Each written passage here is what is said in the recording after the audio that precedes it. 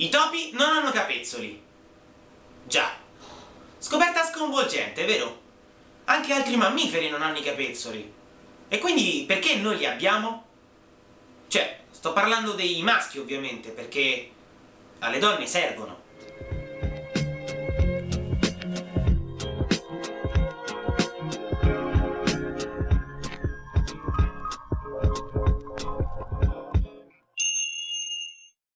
Ok. Torniamo seri per un istante.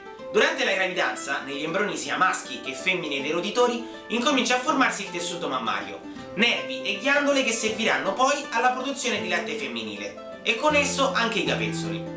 Pochi giorni dopo, il tessuto mammario incomincia a produrre una proteina chiamata PTHRP. Questa proteina nei topi maschi segnala il tessuto mammario ai recettori ormonali maschili, che distruggono efficacemente il tessuto, lasciando così il topo senza capezzoli. Gli esseri umani di sesso maschile nel frattempo subiscono un processo ormonale molto simile, meno ovviamente la distruzione del tessuto mammario. Dopo 3 o 4 settimane, in tutti gli embrioni incominciano a formarsi creste mammarie parallele, chiamate anche linee del latte, prima ancora che il cromosoma 23, XX o XY, possa creare i dimorfismi sessuali, cioè le differenze fisiche tra maschi e femmine. Quindi, senza una proteina come il PTHRP, che entrando in azione crea quei blocchi ormonali come nei topi, gli embrioni sia maschi che femmine nella regione mammaria hanno la stessa serie di tubature interne. Poi, nelle ragazze con l'avvento della pubertà, gli estrogeni stimoleranno il tessuto mammario e lo sviluppo delle ghiandole mammarie, creando poi le... Pertanto, la spiegazione più semplice per gli uomini che hanno i capezzoli è che tutti gli embrioni umani si incominciano a sviluppare indifferenziati sessualmente, e che l'evoluzione non ha portato ad una selezione naturale contro la loro presenza sul busto maschile. Poiché i capezzoli e lo sviluppo del seno sono così strettamente collegati con il successo riproduttivo, biologi evoluzionisti suppongono infatti che la pressione adattiva per togliere i capezzoli dal busto maschile non era abbastanza forte.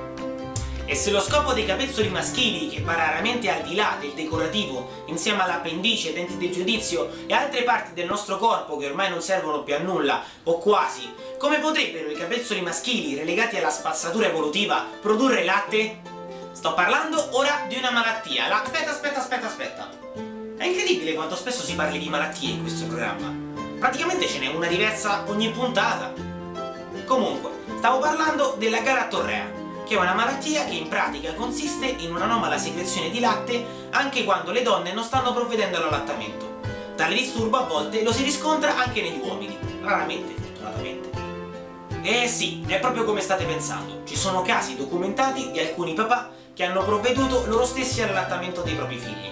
Il caso più famoso è quello di un papà di Welapore, nello Sri Lanka, che dopo aver perso una moglie durante il parto ha provveduto lui stesso all'allattamento delle 2 figliole. Ok, è notizia fantastica per alcune donne, ma non sono riuscito a trovare altre notizie al di fuori di una semplice citazione da parte di un sito attendibile. Quindi sì, è possibile, dato che la galattorrea è una malattia reale, ma nei casi riscontrati negli uomini, un uomo non riesce a produrre abbastanza latte per allattare un bambino, figuriamoci 2. Magari è stato aiutato con del latte artificiale, ma come ho detto non sono riuscito ad approfondire. Comunque in descrizione troverete un link ad un sito che parla di questo argomento, ma non ne parla in termini scientifici e non l'ho mai visto, quindi non fidatevi troppo. E per concludere in bellezza ci spostiamo nel regno animale, dove i maschi di alcune scimmie, gli uistiti e i tamarini, attaccano i cuccioli ai propri inutili capezzoli per tenerli tranquilli, in attesa che arrivi la mamma per dargli la poppata vera e propria. E le donne che hanno i capezzoli per allattare, perché ne hanno soltanto 2? La risposta è molto semplice, dipende da quanti cuccioli devono allattare contemporaneamente. Una donna, un rinoceronte e un elefante difficilmente avranno più di un cucciolo alla volta. Diversa è la situazione del tenrec, un mammifero simile a un riccio, originario del Madagascar, che detiene il record per il più dotato, ben 22 capezzoli. La balenottera azzurra, invece, 30 metri per 150 tonnellate di peso, è la più grande produttrice di latte al giorno, fino a 70 litri al giorno. Pensate che i suoi cuccioli, bevendolo, ingrassano fino a 90 kg al giorno. Cioè tipo un me al giorno. Ma io ho avuto 20 anni per diventare così.